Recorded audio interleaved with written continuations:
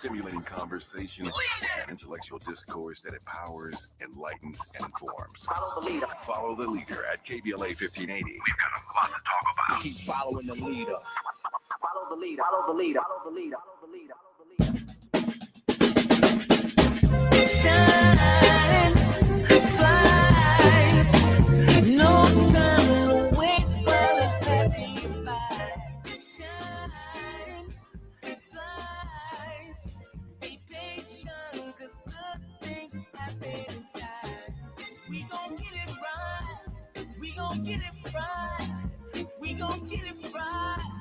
We gon' get it right. Protests and anthems, yes, we chanting. A movement of people, it's like we dancing to the ministry of. It's the energy of, in memory of them that we love. The trinity of the people, the peace, the power, the truth. We speak the powers even louder. We can say it blacker, we can say it prouder. A woman vice president that went to Howard. Now we talk helping black businesses, and our differences is magnificent. Bringing light to the poor where the prisons is. I was so good, like this where forgiveness lives. The ascension is to leave what's left behind and feed the seeds with deeds that bless the mind, caress the mind, and question justify. With you and God in time, my best align.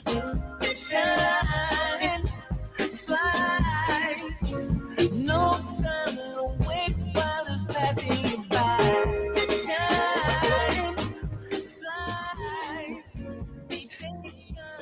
You are listening to A More Perfect Union on KBLA Talk 1580. I'm Dr. Nii-Quartelai, your host and chief White House correspondent. I'm in touch, and so you be in touch. Be sure to follow me on all the social media platforms at Dr. Nii-Quartelai. Just type in Dr. Nii-Q, DRNIIQ, and boom, bam, boom, there I am. Also, be sure to download the KBLA app to listen to us live or on demand, or simply tell Alexa to play KBLA Talk 1580, and there we are. Last but not least, subscribe to A More Perfect Union podcast. That way you'll never miss an episode. And while you're at it, subscribe to Substack. I'm on Substack, y'all, and I'm enjoying being on Substack. I'm still learning it. It's still learning me. Let's learn together, because after all, aren't we a community of leaders, learners, and listeners? We are on a mission to build the largest community of leaders, learners, and listeners committed to building a more perfect union. How about that? I've got to draw your attention to this really neat toolbox. We're all looking for new tools, I hope. And in this era, sometimes we feel like we all we got.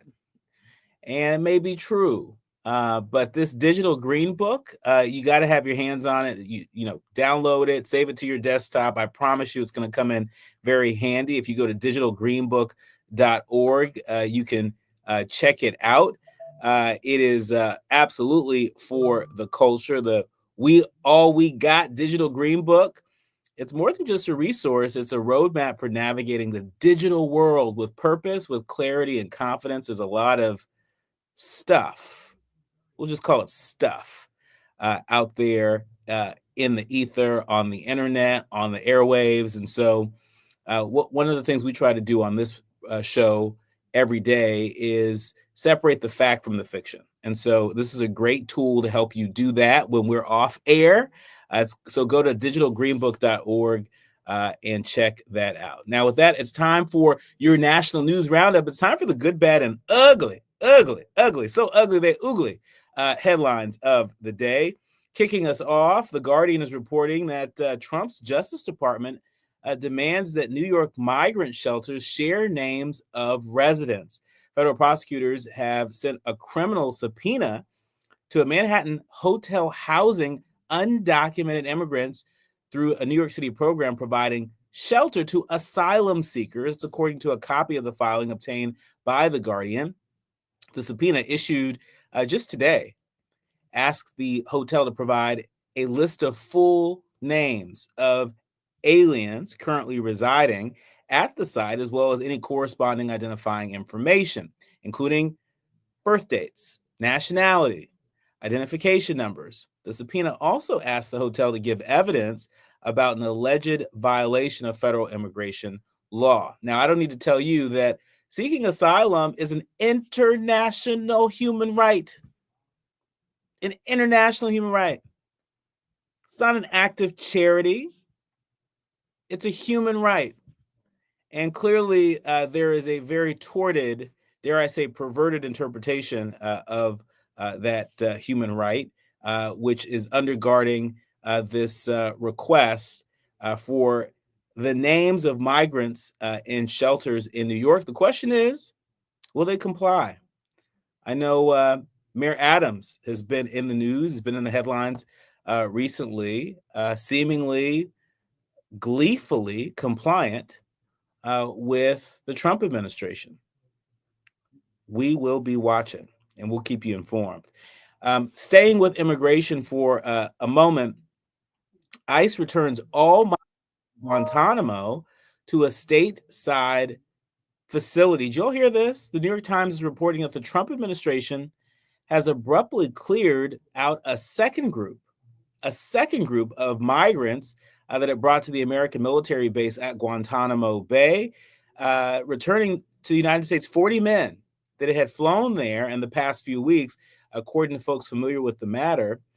The government has not announced that it relocated the men to one or more immigration and customs enforcement facilities in Louisiana, nor was the reason for the move clear. But the officials familiar with the matter said it happened just yesterday. The move comes just days before a federal district court judge in Washington is set to hear a major challenge to aspects of the policy. It's the second time the administration has brought people to Guantanamo Bay, only to remove them after a few weeks, a very costly and time-consuming effort. So you got to ask yourself, you have an administration that's saying that we're trying to cut waste, fraud, and abuse, but you're wasting money deporting folks to Guantanamo Bay only to bring them back to a facility here in the United States. We got to really interrogate the why, because the why that they're giving us is not matching up with their actions. In February, the administration abruptly emptied 2 detention sites that the government had used to hold 177 Venezuelans flown in from the United States, including a military prison building formerly used to hold terrorism detainees. But in moving those detainees on February 20th, the administration repatriated the migrants to the custody of their home government. This time, the officials said that the men were taken to an international airport in Alexandria, Louisiana. So this is a lot of movement. But there are a number of lawyers who've reported that they haven't been able to meet privately with their clients. And that's not how we do things here in the United States of America under the Constitution. The Constitution, remember that? Back here in Southern California, in Altadena and the Pacific Palisades, burn lots are hitting the market. The LA Times is reporting that the first vacant lot in Altadena went up for sale in late January. The listing promised a great opportunity to build after the Eaton fire destroyed the home previously on the site. A few weeks later came half a dozen more listings. Now, that's right, you guessed it, the floodgates appear to have opened. 2 months after the fires that tore through LA County and destroyed or seriously damaged more than 12,000 homes, property owners in Altadena and the Pacific Palisades are increasingly selling their burned lots rather than undertake a time-consuming and costly rebuilding process. As of Monday morning, there were 49 burned lots for sale in the Pacific Palisades, according to Zillow. And in Altadena, there were 32. 32. Real estate agents said that their clients who chose to sell or are debating it are doing so for a variety of reasons. Some doubt that they have the money to rebuild. Others are elderly and don't want their last years consumed by construction. And a few had owned rental properties and decided keeping them was not worth the hassle. Many, if not most, of the people interested in buying burn lots have been, that's right, you guessed it, developers. And so this may come as a major setback for a number of people, particularly in communities like Altadena have said they want to rebuild. They want their community back, a community with a rich, deep history and heritage. We'll see if that's possible in the coming months. Finally, a bit of brighter news. You like museums? I like museums. I grew up going to museums.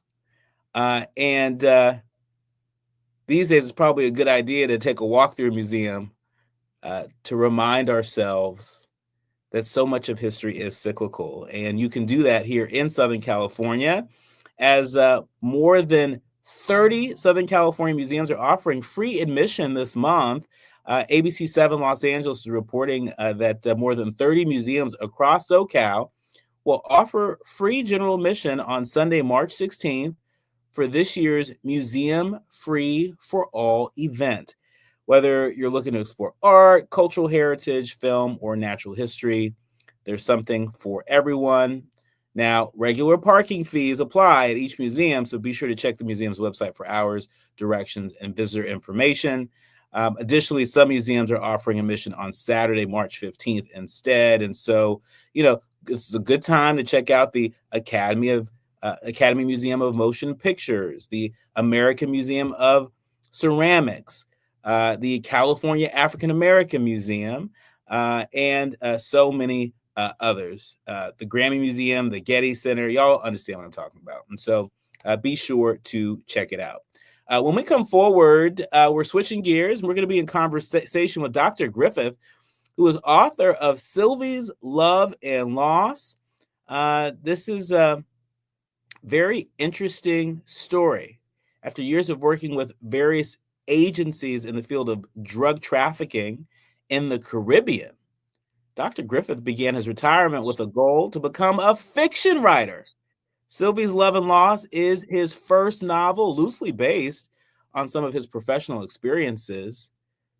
We're going to learn about all the plot twists that led Dr. Griffith to producing this marvelous work of fiction. You are listening to and streaming A More Perfect Union on KBLA Talk 1580. More when we come forward in afternoon drive time. You're listening to A More Perfect Union on KBLA Talk 1580. We've got a lot to talk about. Diane from Michigan, a disabled senior citizen trying to get by. Henry from Florida, a veteran fighting to make ends meet. Elena from Arizona, a mother struggling to feed her daughter. Hi, I'm Connie Britton, and I support Feeding America because they help provide over 6 billion meals to people in need each year, like Diane, Henry, and Elena. Learn more at feedingamerica.org. Feeding America, 200 food banks strong. Are you facing an unexpected financial emergency? You need WeFixMoney.com. WeFixMoney.com could help you get up to $3,000 fast. WeFixMoney.com is free to use, available 24/7, and has an A rating with the Better Business Bureau. Go to the name you trust, WeFixMoney.com. If you need emergency cash up to $3,000 for bills or anything else, type WeFixMoney.com directly in your browser.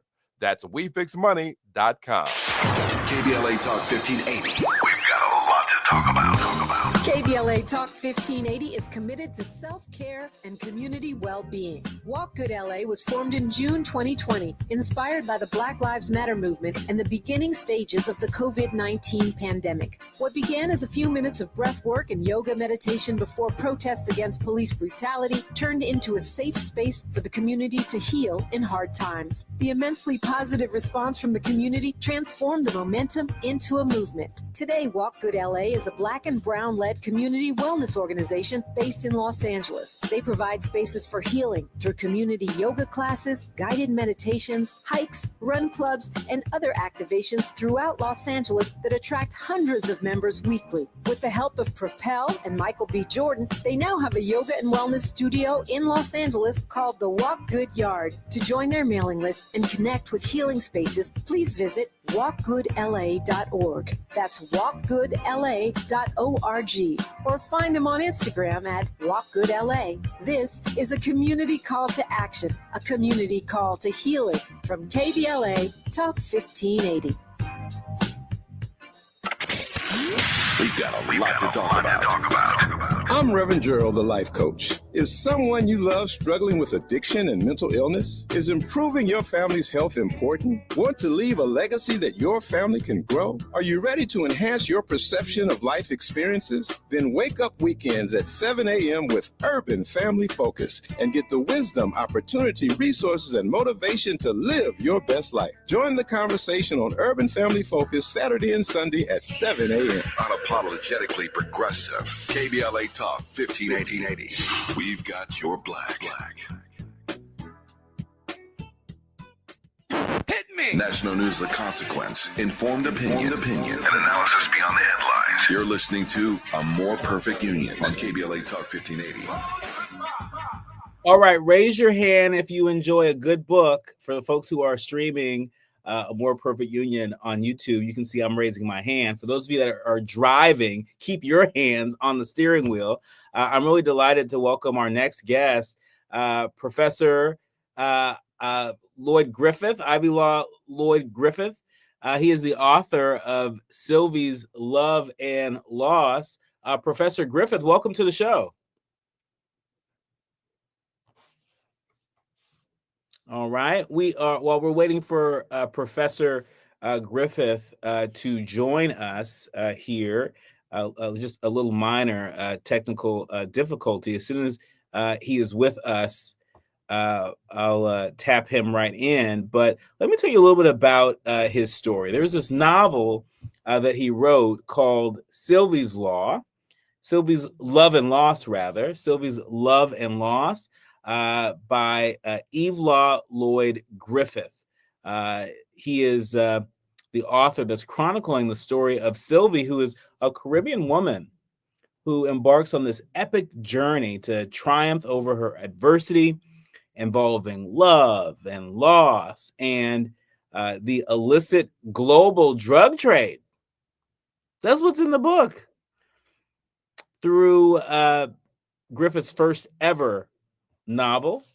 It's a work of fiction, and the book is loosely based on a real woman that Dr. Griffith met one day about a quarter of a century ago. And this is serious business because Dr. Griffith is very well respected. He is a grantee of the MacArthur Foundation. And basically, he received this grant to study the concept of geonarcotics in the Caribbean. And that led him to writing this book. And so when we come forward, we are going to have a conversation with Dr. Griffith about this. You're listening to A More Perfect Union on KBLA Talk 1580. An impact to national politics, elections, identity, culture change, and social justice. You've tuned into the right place. A More Perfect Union continues when we come forward.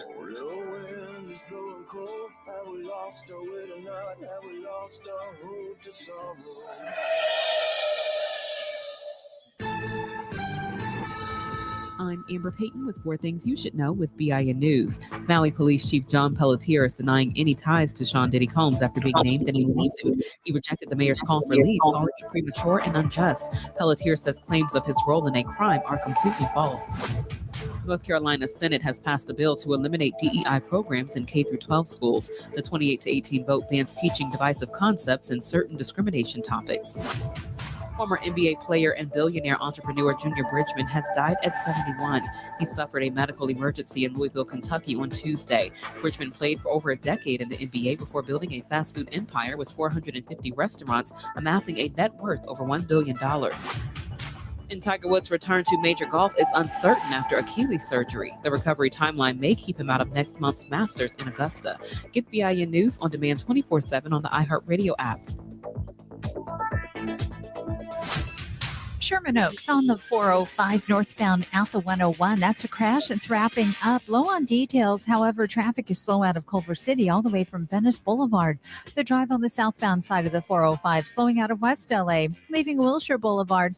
You're on the breaks and stretches all the way to Lakewood Boulevard in Long Beach. Santa Monica, 10 eastbound. That's slowing down from Cloverfield. Delays across Mid-City all the way to the 110 freeway. And we're also looking at Irvine. This is the drive on 5 northbound. That's slowing down from just about Jeffrey Road.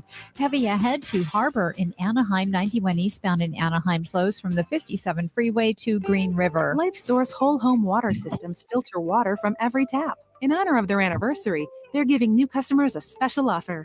Call 1-800-WATER-99 or visit lifesourcewater.com. Warranty and offer restrictions apply.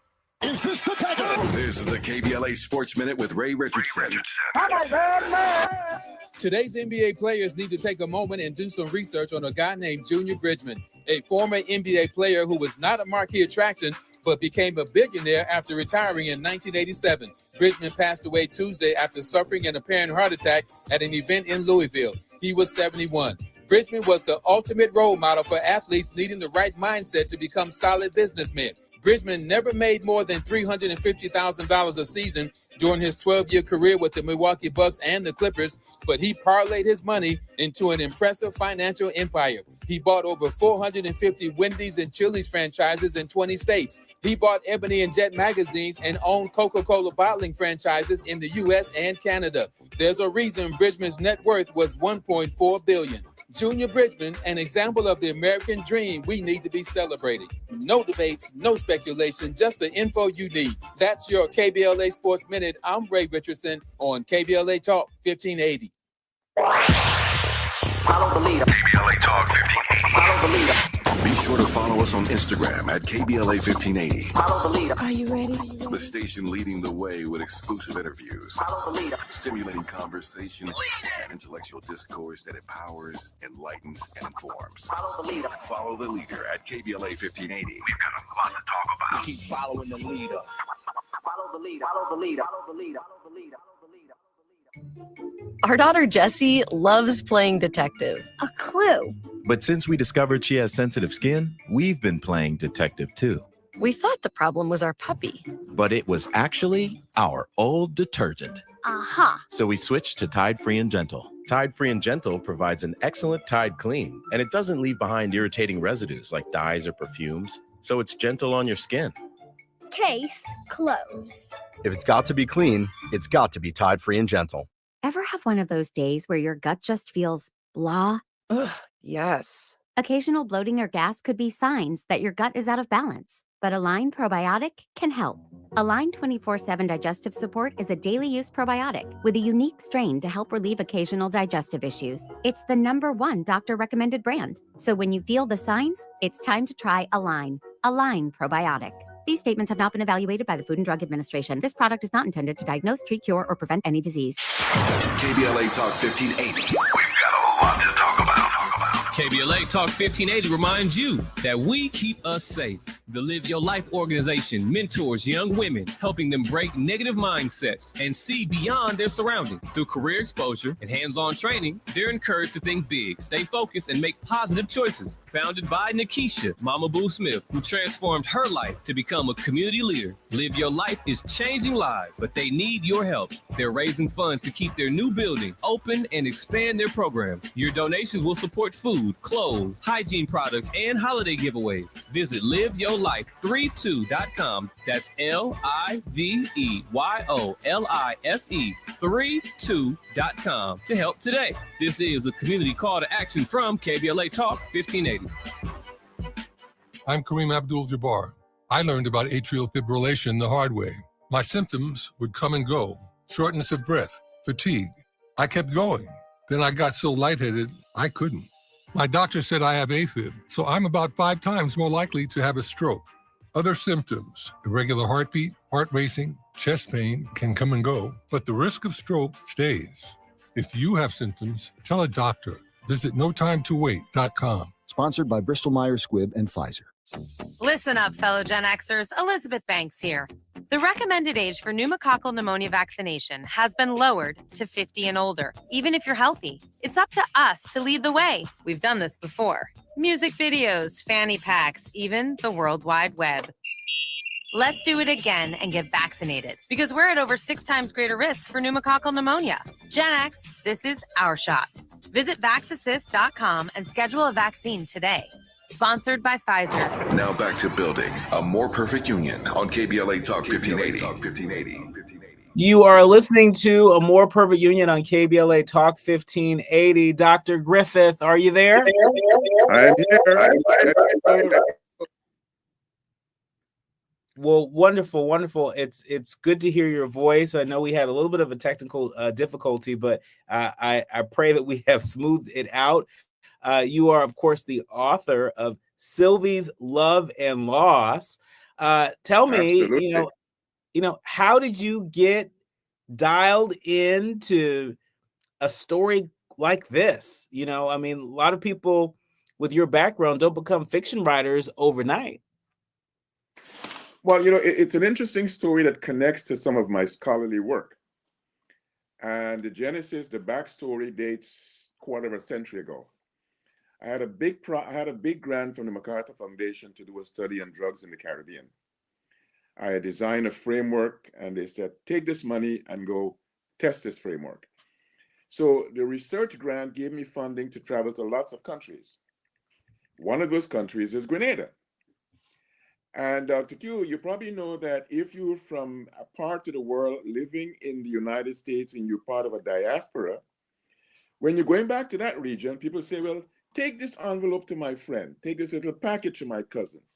Mm-hmm. So I was taking an envelope for the friend of a friend who I'd never met in Grenada. It happened to be a woman. So we met. I gave her this envelope. We started to have beers and hors d'oeuvres. And she began to tell me her backstory, her life story. It was an interesting story. She had been deported from Canada for drugs. But she got back into the business in Grenada. And after being comfortable with me for a while, Dr. Q, the woman said, Doc, I can sell you some cocaine. Give you a good price. Cocaine? Cocaine, yes. Now, she didn't know that I was in the island studying drugs. Mm-hmm. So I said, honey, I don't do drugs. She said, Doc, you can use it for sex. Oh, now, wait a minute. The scholar in me goes out the window. The guy in me wants to know, how? So I said, honey, how? And she began to give me an education in how to use cocaine for sex. This was such a startling, fascinating experience. I said to myself, I've got to tell this story one day when I retire in a different way. Mm-hmm. So I decided, this was 1994. Dr. Griffith, curiosity killed the cat, but it won't kill me. I've got to ask you, so what did she tell you in terms of using cocaine for sex, like top lines? She told me the story, how to mix it, how to use the cornstarch and the cocaine, the quantities and the distilled water. Some of it is in the book. You've got to read the novel. Your readers and viewers have got to read the novel. I had never heard this in Grenada. I mean, if I had thought of a place in the Caribbean, I would have encountered this educational episode. It would have been in Jamaica. But here it was, this woman is telling Jamaica? Me. Huh? You said if you wouldn't be surprised if you heard this in a place like Jamaica, but you were surprised to hear it in Grenada. Why wouldn't you have been surprised to hear it in Jamaica?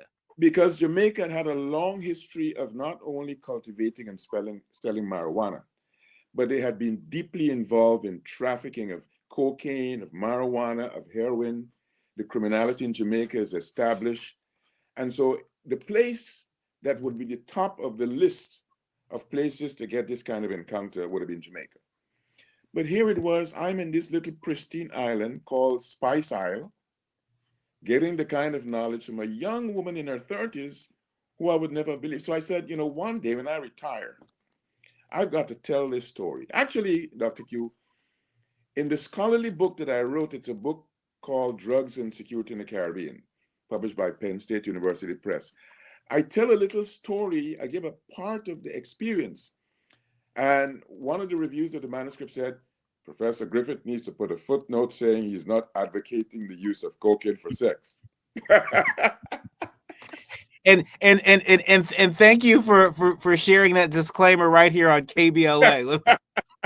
We want to double click on that. Yes, yes. So the story goes back to 1994. And I said, when I retired in 2019. My last position was as Vice Chancellor of the University of Guyana. And so when I returned to New York and retired, I said, I've got to start this journey. I've got to write a novel. And so Sylvie's Love and Loss is the novel that tells the backstory. Creativity there, creatively embellished to tell the story of this interesting experience. Wow, I mean, what a fascinating experience. And I think for people who are a little less familiar with your background, you happen to be a scholar who studied geonarcotics, right? And so I think that's what sort of makes this story almost poetic in terms of how it's come together, is that of all people, this random person struck up a conversation with a celebrated geonarcotics scholar. Yep. And she didn't know anything about me except that I was a friend of a friend giving her an envelope. And it was such an amazing experience. I decided I couldn't let this rest. And I tell you something, Dr. Q. When I had that experience, I saw it as part of the victimization of this woman, of the family, of the region, of this little island. Victimization of drugs, because over the decades I had seen how drug trafficking, drug production, money laundering victimizes families, whether you're in the Caribbean or United States or Latin America or other parts of the world. So initially the book's title was Victims, because Sylvie was a victim. That was not her real name, of course, but she was a victim in my view. The island of which she was part, the family that she was connected to, they were all victims. So I wanted to tell this story to realize that we still have a perennial challenge in many parts of the world, least of which United States, with drugs, whether cocaine, heroin, methamphetamines, or other kinds of drugs. I mean, being that you are a geonarcotics expert, I'm curious as to how you are making sense out of some of the day's trending headlines. We're seeing folks who are here in the United States legally, who, the current administration is making them out to be sort of criminals, solely based on their immigration status. Of course, there are folks here that do deal in drugs, and folks that are part of gangs, and folks that should not be here. And, based upon how a number of previous administrations have approached it, they have prioritized removing those folks. But right now, it seems that this administration is casting a wide net. We're seeing folks that are here legally that are being hauled off, whose rights appear to be suspended in terms of them being able to work with an attorney of their choosing. Talk to me about your thoughts on all that's happening when it comes to immigration in this country. What's happening with regard to folks in the administration sort of making it out to appear as if these folks are inherently illegal, right? That these folks shouldn't be here and they shouldn't have rights. I mean, what is your POV at the intersection of immigration and geonarcotics? Well, I'm delighted that you asked that question. Only this morning, I was part of a webinar organized by a group called Diplomats Without Borders and a group called Caribbean Policy Consortium. And I'll tell you some of the things that I didn't say there that are relevant to your question here. This whole immigration onslaught is just an excuse. It's an excuse for a bigger project. This bigger project has at its essence a racist enterprise. The bigger project is, how do we keep America looking more Caucasian than less Caucasian? You know, there's a wonderful book written by a political scientist called Samuel Huntington. He wrote a book about a decade and a half ago called Who Are We? And Huntington's book showed that progressively, for a number of factors, by the year 2050, America will become a majority minority society. In other words, there'll be more black and brown folk than white folk. That it's a scary reality to many people. And so one of the ways of responding to this scary reality is to paint a portrait of a number of constituencies, one constituency being an immigrant constituency, who should be jettisoned. So yes, there are many elements of the enterprise with deportation that are just a pretense to be in interest of the United. It's really unmasking the reality. It's bringing to light the reality of a racist project, how to keep America as white as possible. Black and brown folk. You took a look at all the deportations, and I showed a chart this morning of the countries. I was focusing on the Caribbean, but I have a list of all the nations across the world who are supposed to be legal. But ask the question, who are being actually deported? Mm-hmm. No one from Slovakia, no one from Ireland, no one from Israel, no one from Britain, no one from Sweden. And there are people from those countries on the list. So the list of focusing on the Haiti, on the El Salvador, on the Guatemala, and the Jamaica is a pretense. The ultimate underlining project is to keep United States. And in the first Trump term, he made it quite clear. He called parts of the region that you and I from as whole countries. He said we should have more people from Sweden. Racism is the essence, the underlying essence of this whole pretense about mass deportation. Do you think Democrats are doing enough to make it plain to the American people what is afoot? Because, you know, all the headlines I'm seeing, suggest that, this is just Project 2025 at work, that the Democrats are the minority party and don't have any power.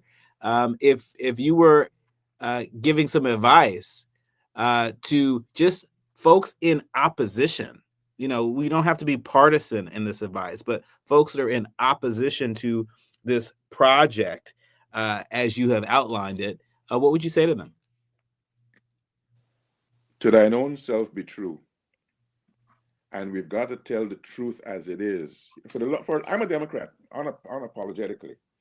But I myself have been disappointed with the kind of a lowly pretensive, don't want to ruff the feathers approach on the part of Democrats in dealing with it. You've got to take it head on. Tell it for what it is. It's racism at its core. It's illegality masking as constitutionality in some respects. And the onslaught has got to be frontal, not necessarily violent, but frontal in telling the truth and telling it repeatedly. Giving one speech is not going to make it. You've got to be constantly on the phrase rep. You know what? There was a guy called, during the times of Hitler, the main propagandist. He said, you've got to tell this lie over and over and over. They're telling this lie over and over. We've got to tell the truth over and over and over. So Democrats have got to be forthright, unashamed, unabashed in telling it for what it is. It's racism at its core. Let's not pretend it's something else. I really appreciate you sharing your point of view on that. And I want to remind folks that while we have been talking about issues related to immigration and some of the frustrations that a number of folks have with Democrats in charge and their response. Even more than that, just sort of the response of the opposition to the Project 2025 agenda turned Republican agenda. I want to remind you that Dr. Griffith is a scholar on many things, including geonarcotics, but he's also an author. He's an author of the book Sylvie's Love and Loss. He took an issue, he took his scholarship and channeled it into an incredible story with very interesting and dynamic characters.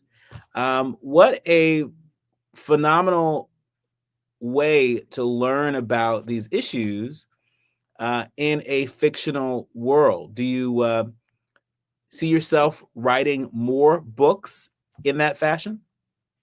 You know, one of the readings I did last September in Manhattan, somebody asked me in the audience, Dr. G, when you die, do you want to be known for your scholarly work or your fictional work? I said, for both. Because I plan to do more of this. Actually, Sylvie's Love and Loss is much shorter than what I'd intended. You know, I've got a wonderful wife, 41 years this year we're together. And she said to me, I always run things by her. She said to me, honey, nobody wants to read a novel 500 pages. It's short. This is your first novel. And so I took the wisdom of my wife and I made it only 200 and something pages. Mm-hmm. And so the plot that I'd outlined is for a bigger project. So I've got the basis for a sequel. And I plan to begin work on that sequel later on this year when a scholarly book, which is coming out in June, is finally out. And I'll get back to the fiction. So I plan to do more fiction. And Nii, if you want to join, you and your listeners and viewers want to come on down to the wonderful Caribbean, I'm doing a reading and a launching in the island where it all began, in Grenada. Oh, really? The Georges University is hosting a fabulous event, a reading and a launching, a conversation about this. Next week, I'll be there 19, 20, 21, 22. Come on down, join me. Sylvie's Love and Loss. Don't you tempt me, Dr. Griffith. Don't you tempt me to come down and visit you in Grenada.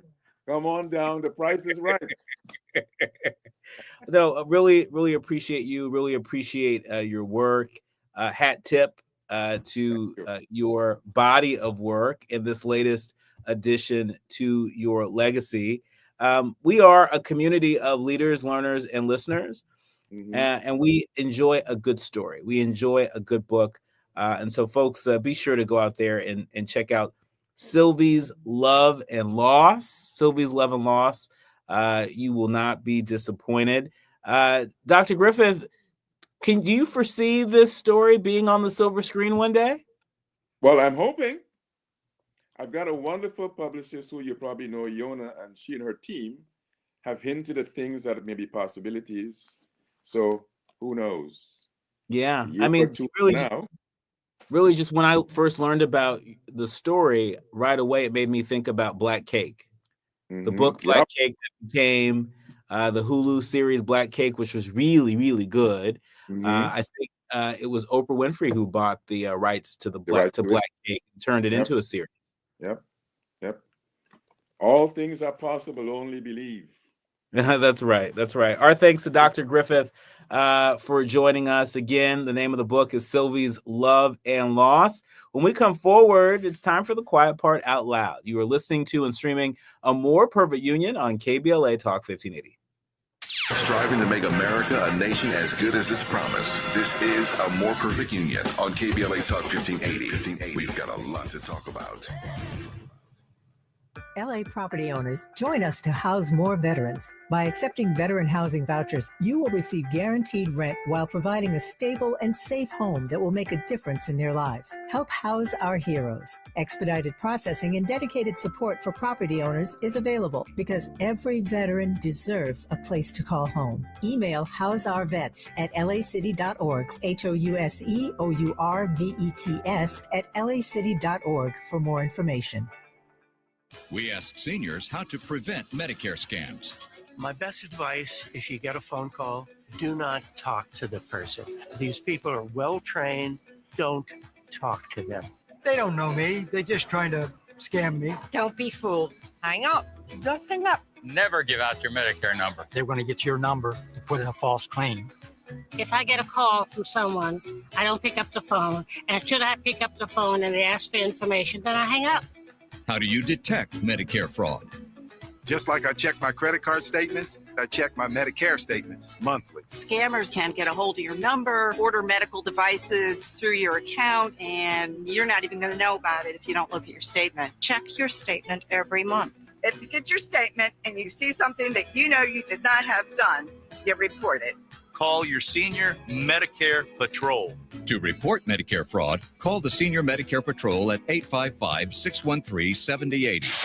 KBLA Talk 1580. We've got a lot to talk about. KBLA Talk 1580, connecting you with services and solutions. The Autopsy Initiative provides a second autopsy free of charge for victims' families who have lost their loved ones due to a police-related death. The services offered through the initiative include the completion of a second autopsy, disclosure of preliminary findings, and a final autopsy report. A police-related death is when an individual is harmed by police officers using deadly force, which results in an individual's death. Police-related death includes in-custody deaths, including those that arise during contact with law enforcement officers during arrest, pursuit, booking, transport, or incarceration. The Autopsy Initiative has a team of board-certified pathologists on call. An autopsy request may be completed by anyone with a close relationship with the victim, which may include the victim's spouse, partner, relative, close friend, or lawyer. To request a free second autopsy for a victim of police violence, please visit knowyourrightscamp.com. That's knowyourrightscamp.com. Then click on Autopsy, then click on Request. At KBLA, we believe in justice for victims of police violence. We say their names, and we don't black down. This is a community call to action from KBLA Talk 1580. We face tragedy, but we don't fall into despair. We continue our work to build a more perfect union. You are listening to and streaming A More Perfect Union on KBLA Talk 1580. I'm Dr. Nii-Quartelai, and it's time for the quiet part out loud, or maybe we shouldn't be so quiet about this. See, earlier today, I had a chance to participate in a Black media briefing along with some of my colleagues here at KBLA. Hat tip to Dominique DePrima, the host of First Things First here on KBLA Talk 1580, as well as Dr. Melina Abdullah, who is co-founder of Black Lives Matter Grassroots. She's also co-host of Black Lives Matter. This is not a drill right here on KBLA Talk 1580. And we were reminded that we are coming upon an anniversary that we shouldn't have to remember. We shouldn't have to celebrate this anniversary, but we do. It's the anniversary of the murder of Breonna Taylor. You see, as reported by the 19th, Breonna Taylor, she didn't play about getting her hair done. She was really a beautiful, beautiful soul. An emergency medical technician with dreams of becoming a nurse. Taylor was a vivacious 26-year-old who liked to look good while she worked hard. 5 years after Breonna Taylor was killed by police officers, her mother's still mourning all that she had to bury, still trying to adjust to the reality that she'll never see her daughter walk through the door, full of energy and eager to show off her latest look. It's important to note that her mother, Tamika Palmer, she's been doing a number of interviews, one of which is with our friends over at the 19th. And for her mother, every day is the anniversary of Breonna Taylor's death. She said, I can't get used to this new way without her.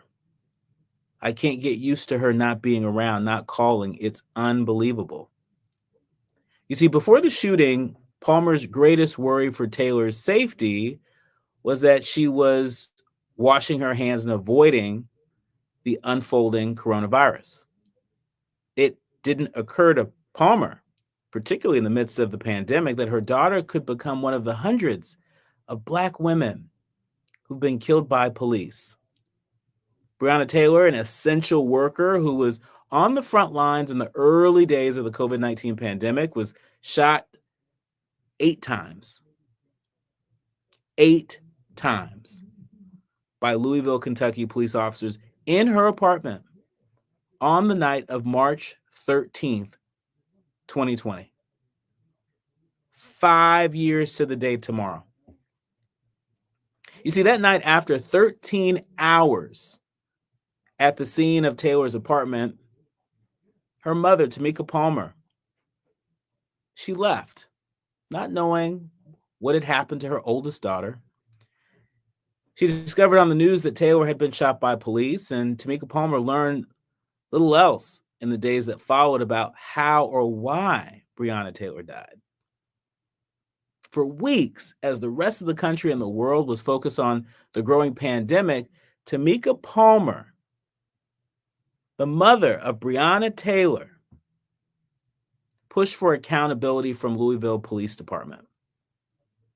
And it would be nearly 2 months after Taylor's shooting before much of the country would learn of her death.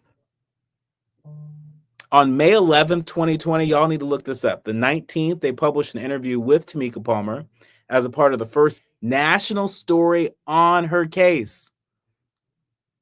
Taylor's death, along with those of Ahmaud Arbery in Georgia and George Floyd in Minnesota, sparked national outrage. Remember that? Protest. Remember that? A racial reckoning in the midst of the pandemic. Do you remember that?